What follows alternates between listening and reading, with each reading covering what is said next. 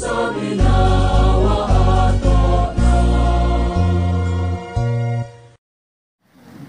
Bismillahirrahmanirrahim. Assalamualaikum warahmatullahi wabarakatuh.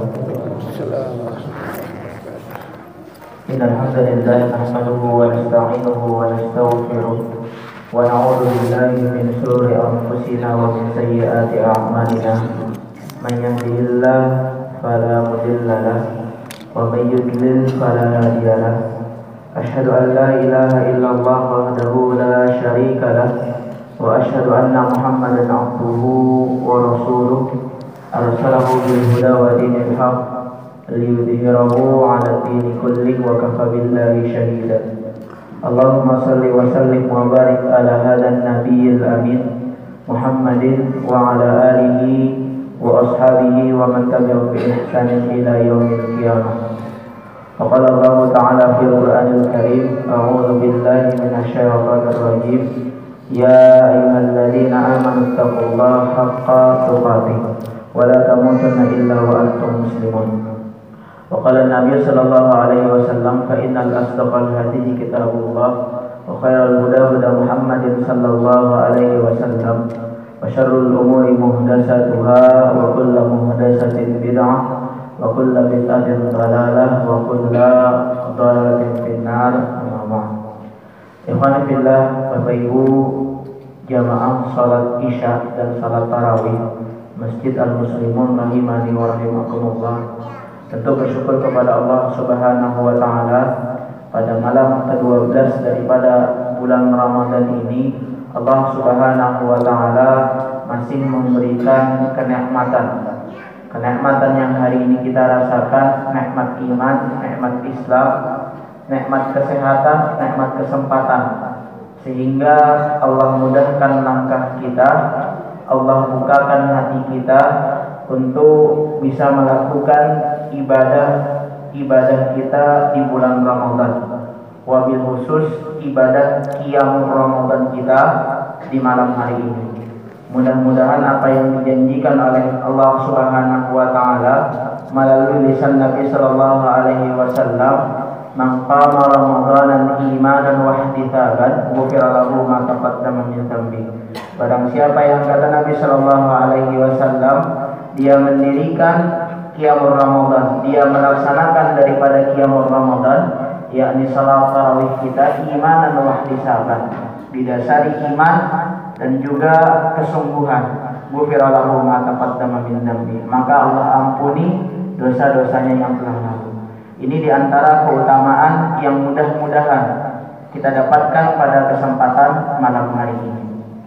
Ikhwan fillah jamaah sekalian rahimani wa rahimakumullah, ketika kita berbicara dengan bulan Ramadan, keutamaan fadilah yang ada, maka dari awal datangnya bulan Ramadan sampai berakhirnya bulan Ramadan, rasanya ketika itu Allah tidak pernah berhenti memberikan keberkahannya. Apalagi sabda Nabi Shallallahu Alaihi Wasallam ketika menyampaikan kabar gembira kepada kita tentang datangnya bulan Ramadan, Nabi katakan ketika itu syahrul mubarak, bulan yang di dalamnya penuh dengan keberkahan.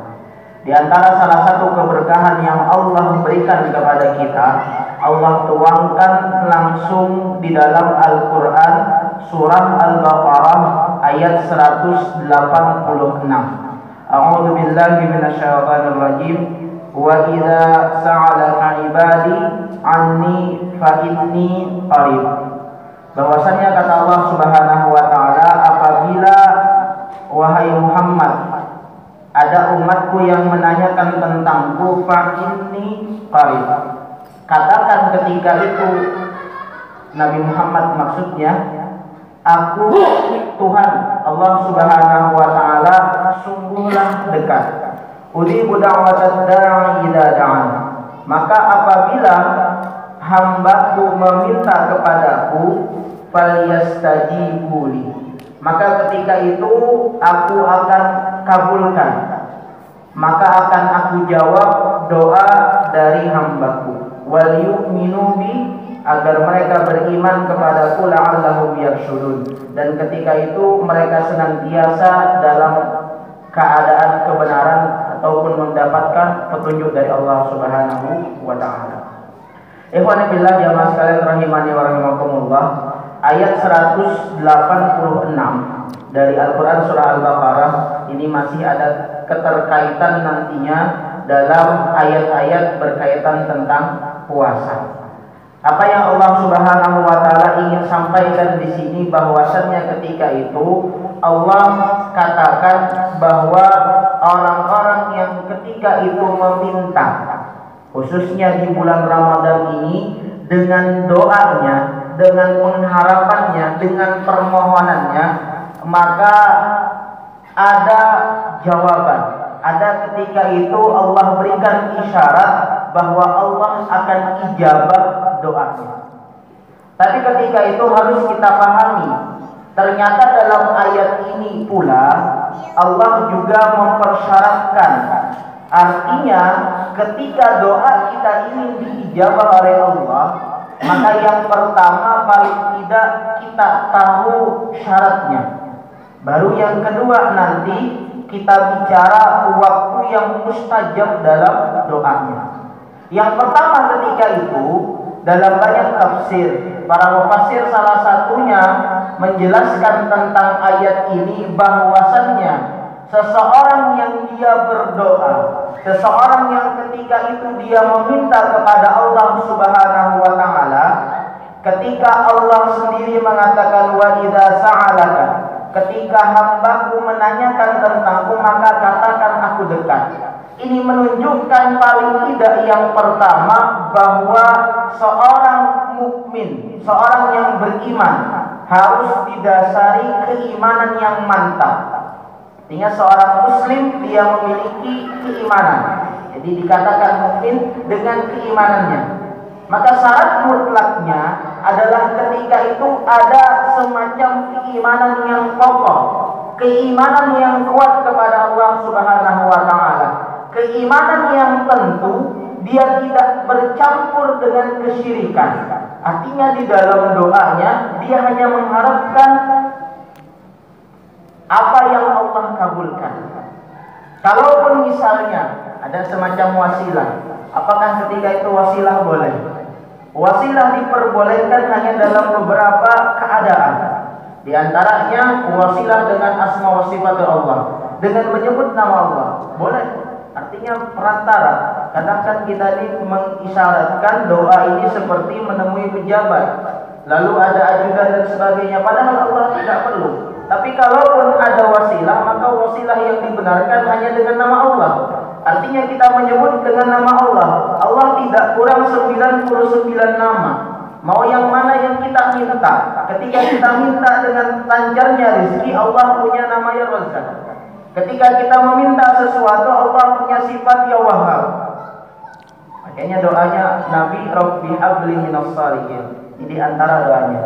Kemudian juga wasilah yang kedua adalah wasilah dengan sesuatu amal yang pernah kita perbuat. Ini cerita pemuda yang pernah terkurung di dalam gua. Kemudian dia berdoa, ya Allah aku pernah melakukan ini. Maka terbuka sedikit-sedikit sampai ketiga-tiganya menyebutkan amal. Artinya amal kita menjadi wasilah dalam doa kita.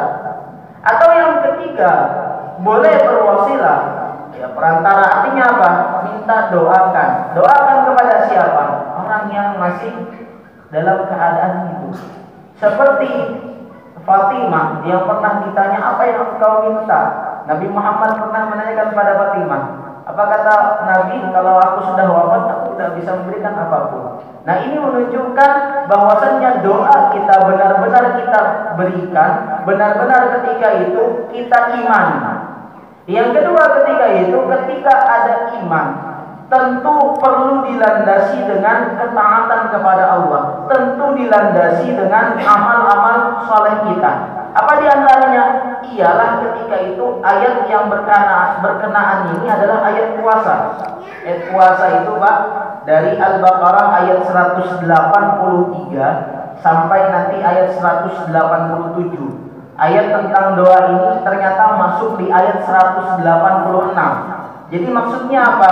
Bulan Ramadan adalah di antara amaliyah yang menyebabkan seseorang ini Allah Subhanahu wa taala mudahkan, lapangkan doanya ketika dia mau untuk bersungguh-sungguh dalam ibadah puasanya.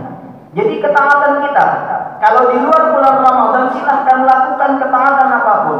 Jadi tidak serta-merta ketika kita minta langsung ketika itu kita berharap dikabulkan tanpa kita taat.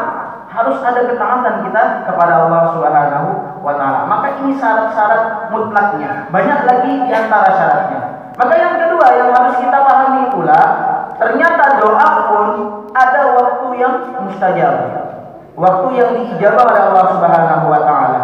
Nah, kalau kita berbicara dalam konteks bulan Ramadan, ternyata bulan Ramadan ini diselimuti dengan waktu-waktu yang diijabah. Paling tidak kalau kita ingin ambil waktunya ada 3. Yang pertama ketika itu adalah waktu kita sahur. Artinya ketika itu Nabi Shallallahu Alaihi Wasallam katakan dalam sahur ada keberkahan. Apa diantaranya? Bagi hambaku yang mau berdoa, maka ketika itu dalam hadis yang umumnya Allah turun, yang zilu minas sama. Ketika itu Allah turun dari langit ke dunia, ke langit dunia, yang ketika itu di sepertiga malam terakhir. Bukankah sepertiga malam terakhir kita adalah waktu sahur? Maka kalau kita ketika itu menganggap sahur kita ini remeh, kadang-kadang kan kita koler misalnya, padahal sebenarnya ada keberkahan. Di antaranya apa?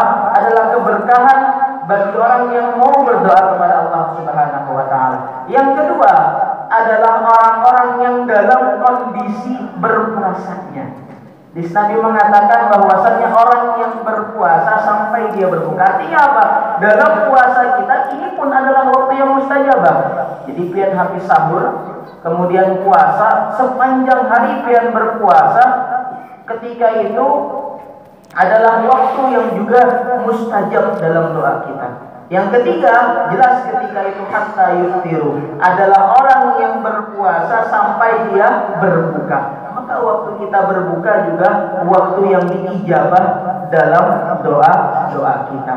Nah, sehingga kalau disimpulkan artinya apa? Keseluruhan daripada waktu berpuasa dari sahur sampai berbuka adalah ketika itu waktu yang mustajab dalam kita berdoa. Makanya ayat ini menunjukkan semacam rahasia bahwasanya ternyata bulan Ramadan adalah bulan yang kita diperintah secara tidak langsung untuk memperbanyak doa. Kita sebagai seorang makhluk tentu, sebagai seorang manusia, banyak yang kita minta. Tinggal ketika itu kita mau tidak meminta kepada Allah dan yakin Allah mengabulkan daripada doa kita. Hadana wa ajma'in billahi fi sabilil haq fastabiqul khairat. Assalamualaikum warahmatullahi wabarakatuh.